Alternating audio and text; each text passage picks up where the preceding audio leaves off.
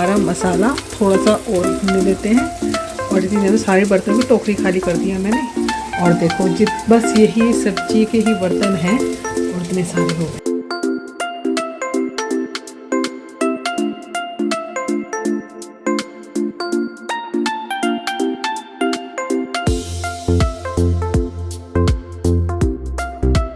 पूरे सूट का colour change हो गया। ये देख रहे हैं वाला कलर, ये हो गया है नीला कलर था इस सूट का।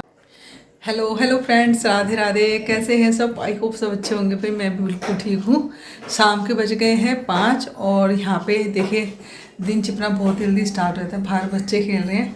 मैं शाम का वक्त तो बच्चों को खेलने का होता है। हमारे इधर बच्चे भी पता नहीं बड़ा सुकून मिलता है। सारे गेम, सारे सब कुछ बोलना चलना सब हमारे इधर बच्चे पे अच्छा लगता है। बच्चों को सारे बच्चे यहीं आके मंडराते हैं।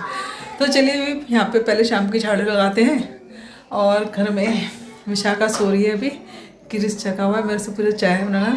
तो कह रहा है नहीं सूप बनाओ। कल से ना कई बार सूप के लिए बोल रहा है। कल तो मैंने मना कर दिया था। मैंने भी होता है कि प्याज लहसुन वगैरह सब होता है। और कल था पूर्णमासी का व्रत मेरा, तो मैंने बिल्कुल साफ मना कर दिया था। तो सुबह से कई बार कह चुका है। मैंने कह दिया अब ये खा ले, अब तब सूप बनाओगे, ये कर ले तब सूप बनाओगे, ये कर ले तब सूप बनाओगे। तो भैया उसके लिए सूप बना ही देती हूँ, है ना।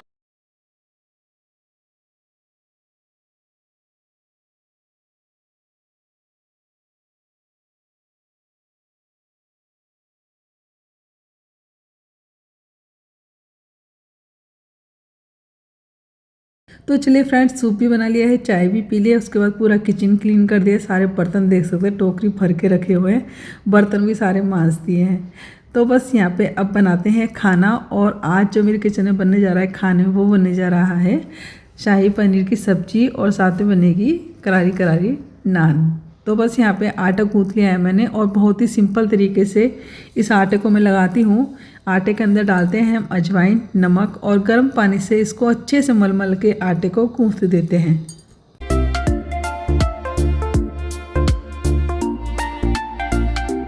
सर्दियों में तो आटे को कम से कम 4-5 घंटे अच्छे से रेस्ट देना चाहिए। लेकिन गर्मी में तो यही आटा ना 1 घंटे के अंदर बहुत अच्छे से तैयार हो जाता है। तो चलिए आटा गूँथ के रख दिया है और अब बनाते हैं फ्रेंच फ्राई।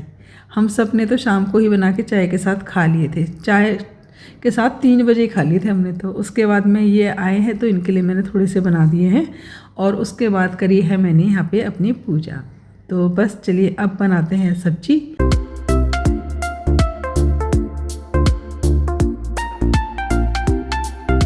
सब्जी बनाने के लिए मैंने यहाँ पे ली है 4 प्याज और साथ में 6 टमाटर। उसमें मैंने 3 प्याज डाली है सब्जी के अंदर और 1 प्याज मैंने बचा लिया सलाद के लिए। तो चलिए इनके सबके छिलके उतार के इनको डाल लेते हैं पानी में, ताकि आँखों में झरल ना लगे। और ऐसे ही हम टमाटर के छिलके मतलब ऊपर से जो होता है डंठल सा वो हटा लेंगे, हरी मिर्च के डंठल हटा लेंगे और सारी सब्जियों को हम अच्छे से धो लेंगे।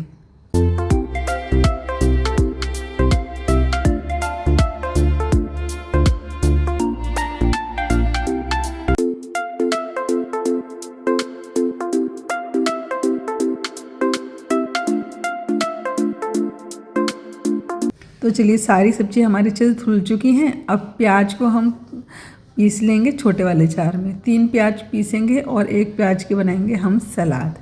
तो मैंने मोटा मोटा काट के डाल दिया है छोटे वाले जार में प्याज को। इसके अंदर थोड़ा सा अदरक भी कूट के नहीं छील के डाल देंगे।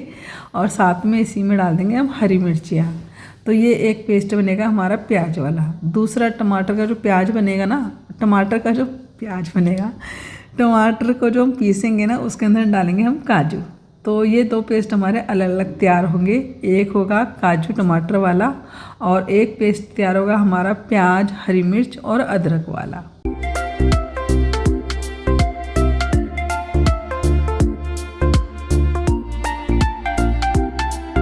आज हमारे घर में ना प्याज बनने जा रही है 3-4 महीने बाद। जब गणेश चतुर्थी हुई थी ना शुरू, तब से हमारे घर में, जब गणेश जी घरों में सबके घरों में आए थे, तब से मतलब अभी तक हमारे घर में प्याज नहीं बनी है। कभी गणेश जी के दिन चालू हो जाते हैं, कभी भोले बाबा के दिन चालू हो जाते हैं और कभी मतलब कुछ ना कुछ ऐसी लगा हुआ था। कभी कनागत हो गए, कभी श्राद्ध हो गए। तो इस कारण घर में प्याज बिल्कुल भी नहीं बन रही थी। आज सारे त्यौहार जब पूर्ण हो गए हैं, मतलब कार्तिक के महीने भी मैंने प्याज घर में नहीं बनाई थी। अब सारे ही चीज़ें मतलब सारे 30 त्योहार सब पूरे हो चुके हैं, तब आज घर में प्याज बन रही है। तो मतलब आज 3-4 महीने तो हो ही गए होंगे ना इन सब चीज़ों को मिला के। तो बस यहाँ पे अब बनाएंगे आज प्याज की मज़ेदार सी शाही पनीर की सब्ज़ी। बीच में बनाई थी लेकिन वो टेस्ट नहीं आया, प्याज ना हो ना सब्ज़ी में, शाही पनीर में, तो फिर वो स्वाद नहीं आता। तो चलो भाई यहाँ पे दोनों पेस्ट हमारे पिस गए हैं। अब मिक्स को भी पोंछ के अच्छे से अंदर रखे आते हैं।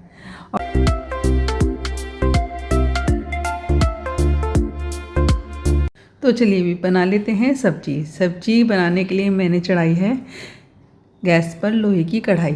अब इसके अंदर डाला है मैंने जो फ्राई में तेल था वो, और साथ ही डालेंगे ये वाला तेल, क्योंकि फ्राई में जो तेल है वो थोड़ा कम है, तो मैंने छोटे डब्बे में और कर लिया। और ये डिब्बा देख रहे हो इतने बड़ा वाला, बड़ा खतरनाक डिब्बा है सच में। 2 बार इस डिब्बे से तेल खिंच चुका है, अभी तक एक बार भी ऐसा नहीं हुआ कि तेल गिरा हो। और ये डिब्बा खिंड के सच में आधा हो चुका है, 2 बार तेल गिर गया। इतना दिमाग ख़राब हुआ है ना, 1 महीने से पहले तेल ख़त्म होने वाला है फिर मेरा। अब तो बस ये डिब्बा ही चेंज करना है किसी ना किसी तरह। जब तेल ही ख़त्म हो जाएगा दूसरा तेल मंगाऊंगी तो डिब्बे दूसरे वाला मंगवाऊंगी मैं, छोटे मुँह वाला। उससे तेल कैसे भी रख लो कैन को, बिल्कुल तेल नहीं मिलता। तो देखिए भाई यहाँ पे तेल गरम हो चुका है। इसके अंदर डाल दिए मैंने हींग और बड़ी इलायची, साथ में डाल दिया है हमने तेज पत्ता, और डाल दिया इसके अंदर जीरा। बस भून तो तुरंत ही कहते क्योंकि तेल गर्म था। अब इसके अंदर डाल देंगे हम प्याज जो हमने पीस के रख रखे, अदरक हरी मिर्च के साथ। तो चलिए जितने हमारे प्याज भुन रहे हैं ना इतने हम कर लेते हैं एक कटोरी में पानी डाल के मसाले तैयार। मसाले थोड़े से भीग जाएंगे जितनी देर हमारी प्याज भुनेगी। तो मसाले में मैंने लिए हल्दी, मिर्च, धनिया, और साथ में लेंगे हम शाही पनीर मसाला। बस इन मसालों को भीगने के लिए रख देते हैं। और गरम मसाला डालना चाहो तो डाल सकते हो, वैसे तो इसमें शाही पनीर का जो मसाला होता है उसमें सब कुछ होता है, और खड़े मसाले हमने डाल ही दिए, तो ज़रूरत नहीं कि हम इसके अंदर गरम मसाला भी डालें।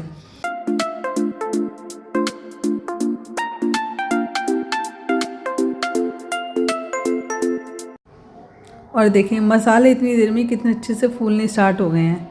तो थोड़ी देर में भी कितने सारे मसाले फूल जाते हैं हमारे, है ना। तो चलिए यहाँ पे प्याज अच्छे से भून गई थी, लाल लाल हो गई थी, तब इसके अंदर डाल दिया मैंने भीगा हुआ मसाला। अब इसको भी अच्छे से भून लेते हैं। तो देखिए यहाँ पे मसाले ने हमारे अच्छे से तेल छोड़ दिया है। अब इसके अंदर डाल देंगे टमाटर, और उसको भी हम अच्छे से अब भूनेंगे। हमारा मसाला थोड़ा सा और भूनने देते हैं। और इतनी देर में सारे बर्तनों की टोकरी खाली कर दी है मैंने। और देखो बस यही सब्जी के ही बर्तन हैं और इतने सारे हो गए हैं, तो इनको भी साफ़ कर लेते हैं। बस मसाला भून जाए।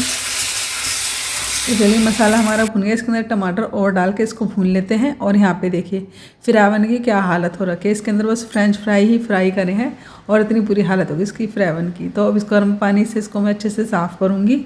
और देखिए धीरे धीरे हमारा मसाला ही भुन के तैयार होता है। धीरे धीरे तेल छोड़ना स्टार्ट कर दिया हमारे मसाले ने।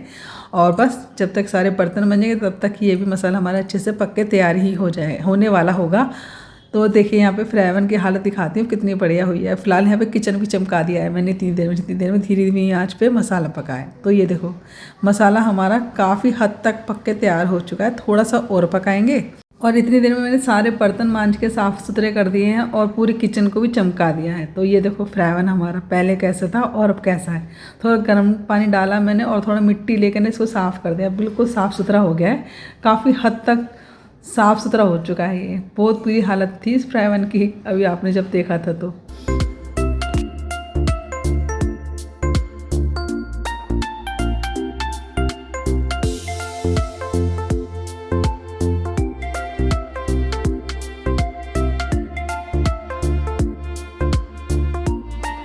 मसाला पकने में अभी वक्त है।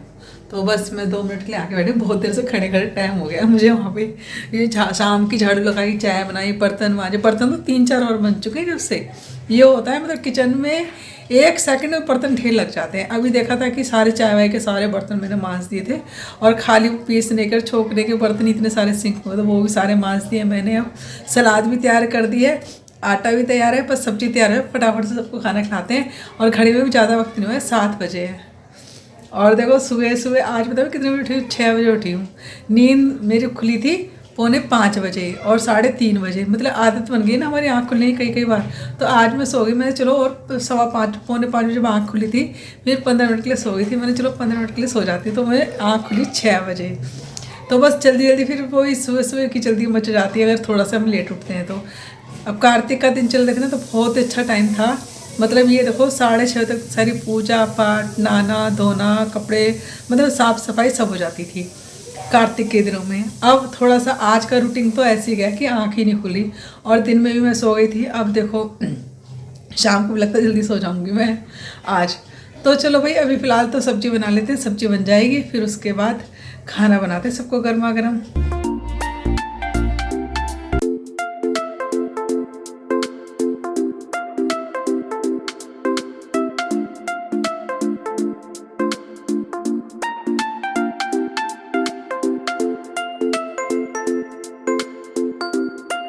अब देखो मसाला लग रहा है ना, शाही पनीर का मसाला अच्छे से भून के तैयार हुआ, बिल्कुल कढ़ाई छोड़ना स्टार्ट कर दिया हमारे मसाले ने। तो इस तरह पकाते हैं अच्छे से मसाले को। कोई भी आप कोई भी ग्रेवी बना रहे हो, शाही पनीर के बनाओ, कोई भी बनाओ, मसाला हमारा अच्छे से भुना होना चाहिए, जब भी सब्जी में स्वाद आता है। अब इसके अंदर डालेंगे हम दूध। तो हम यहाँ पे मैंने पौन ग्लास के करीब दूध डाल दिया है। थोड़ा सा कम लग रहा था, थोड़ा सा मैंने और डाला था। नमक अभी तक नहीं डाला था, तो अब नमक भी डाल देंगे इसके अंदर, और डाल देंगे इसके अंदर थोड़ा सा हम पानी। जितनी हमें पतली ग्रेवी रखनी है उसी हिसाब से हम ग्रेवी में पानी रखेंगे। तो पानी तो आप अपने हिसाब से रखिए, मतलब ज़्यादातर तो जो शाही पनीर की सब्ज़ी होती है ना, वो थोड़ी काठी ही होती है उसकी ग्रेवी। तो अब इसके अंदर मैंने 2-4 पीसेस डाल दिए हैं मैश करके पनीर के। अब थोड़ा सा उबाल आने देते हैं। पनीर के थोड़े से पीसेस को मैश करके डालने से ग्रेवी में और रिचनेस सी आ जाती है, और काठी काठी सी और टेस्टी सी, मतलब देखने में भी अच्छी लगती है और स्वाद भी अच्छा आता है ग्रेवी का। अब इसके अंदर उबाल आने के बाद डाल दिए हमने पनीर के पीसेस। आप छोटे बड़े जैसे चाहे वैसे डाल दीजिए। लग रही है ना एकदम रेस्टोरेंट वाली हमारी शाही पनीर की सब्ज़ी। बस अब इसके अंदर जाएगी हमारी थोड़ी सी चीनी और एक टमाटो सॉस। बस एक उबाल लगाने के बाद सब्ज़ी हमारी एकदम रेडी है। जब भी लोहे की कढ़ाई में खाना बनाए ना, तुरंत सब्जी को खाली कर लीजिए किसी बर्तन में, क्योंकि कढ़ाई जो होती है लोहे की, वो थोड़ी देर बाद ना सब्जी को काला करना स्टार्ट कर देती है। तो यहाँ पे देखिए लोहे की कढ़ाई में एकदम बढ़िया कलर आया है हमारी सब्जी का, और शाही पनीर एकदम रेस्टोरेंट वाली हमारी तैयार हो गई है।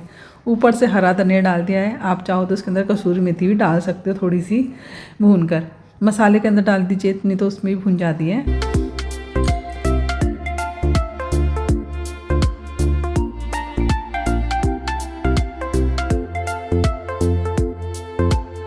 तो भाई हमारा यहाँ पे आटा भी अच्छे से तैयार ही हो गया है, क्योंकि सर्दी चल रही है, मौसम आज ठंडा है।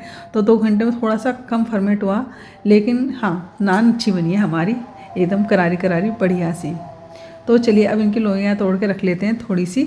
और लोइयाँ तोड़ के रख लो ना, तो बेलने के लिए हमें आसानी रहती है। थोड़ी सी लोइयाँ एक बार में तोड़ के रख लीजिए। फिर अब यहाँ पे देखिए लोई को जब हम बेलते हैं ना, थोड़ा सा प्लोथन लगा के अच्छे से एक रोटी जितना आप बेल लीजिए। फिर उसके अंदर लगाइए देसी घी, फिर उसको पलट दीजिए। तिकोना पराठा बनाते हैं ना, उस तरह बनाना है हमें। इस तरह बना के थोड़ा सा प्लोथन लगा के साइड में रख दीजिए। ऐसी 3-4 लोइयाँ इकट्ठी तैयार करके रख लीजिए। उससे होता क्या है कि हमें बेलने में ना लोइयों को आसानी होती है, रोटी हमारी अच्छे से बेल जाती है, खिंचती नहीं है बेलते हुए। तो बस यहाँ पे 3-4 लोइयाँ मैंने ऐसी तैयार करके रख ली थी। अब यहाँ पे अच्छे से बेलन से बेला प्लोथन लगा के। अब एक तरफ पानी लगा के इसको पलट के, जिधर से पानी लगा उधर तवे की साइड रख देंगे। और जितनी देर हमारी वो रोटी पक रही थी, दूसरी रोटी भी बेल के तैयार कर लेते हैं।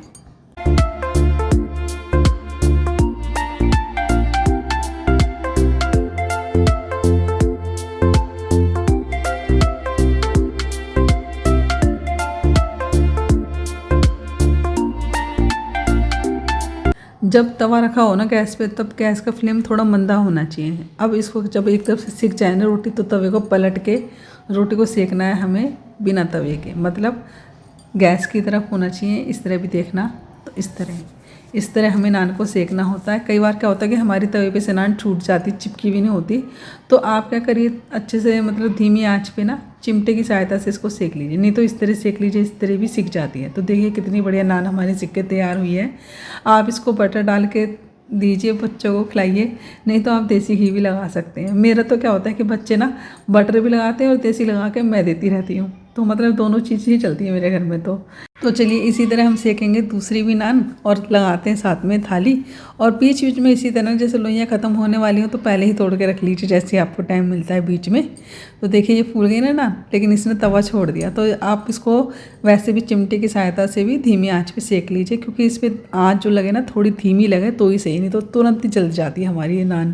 क्योंकि ये होती है मैदे की, आटे वाली जो होती है ना उसमें थोड़ी तेज़ आँच होती है रोटियों में, लेकिन जो मैदे की हम नान बनाते हैं ना उसमें तो हमें बहुत ही धीमी आँच चाहिए होती है। तो धीमी धीमी आँच पे करारी करारी नान बना के घर में सबको खिलाइए और एकदम बिल्कुल मार्केट वाली नान बन के तैयार होगी। इसमें कुछ तो नहीं डालना फर्मेंट करने के लिए, दही या फिर आप ईस्ट वगैरह कुछ मत डालिए, क्योंकि नान के आटे में कुछ भी ऐसा नहीं डलता है। नान तो आप देख ही सकते हैं कितनी बढ़िया बढ़िया करारी करारी हमारे सिक्के तैयार हो रही हैं।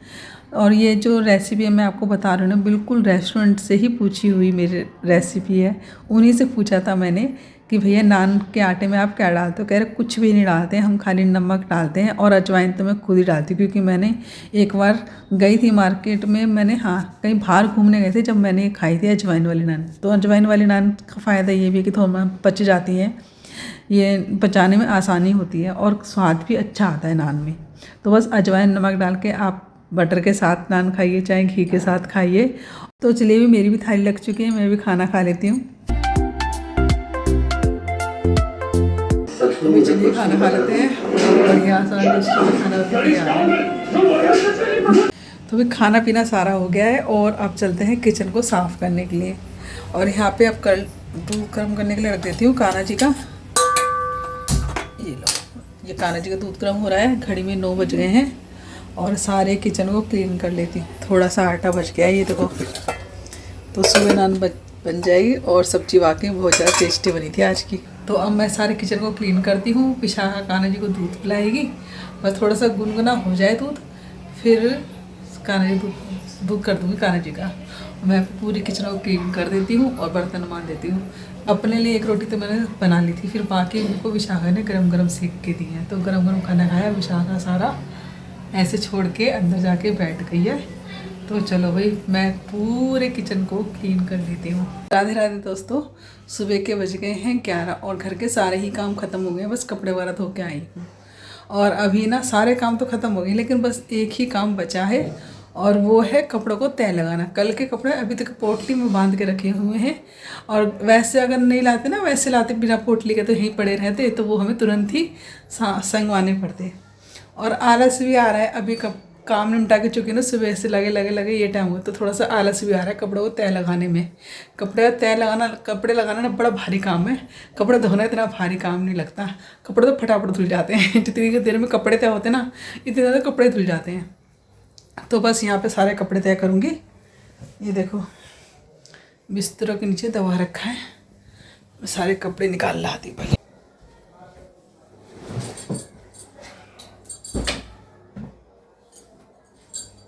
सारे कपड़ों को लगा लेती होते हैं।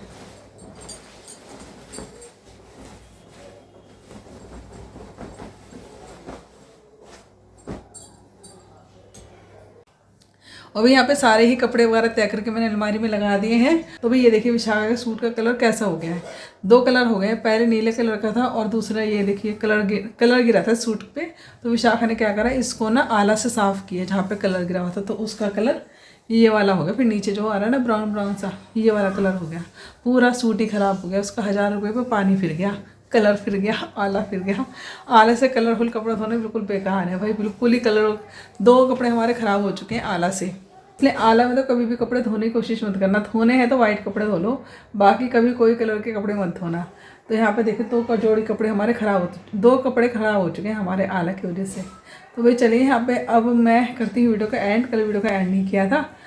अगर वीडियो आपको अच्छा लगा हो तो वीडियो भर भर के लाइक कर दीजिएगा, नहीं तो सब्सक्राइब करिएगा, वीडियो ज़्यादा शेयर करें। तो tata bye bye, Radhe Radhe, मिलते हैं आपसे फिर अगले वीडियो में।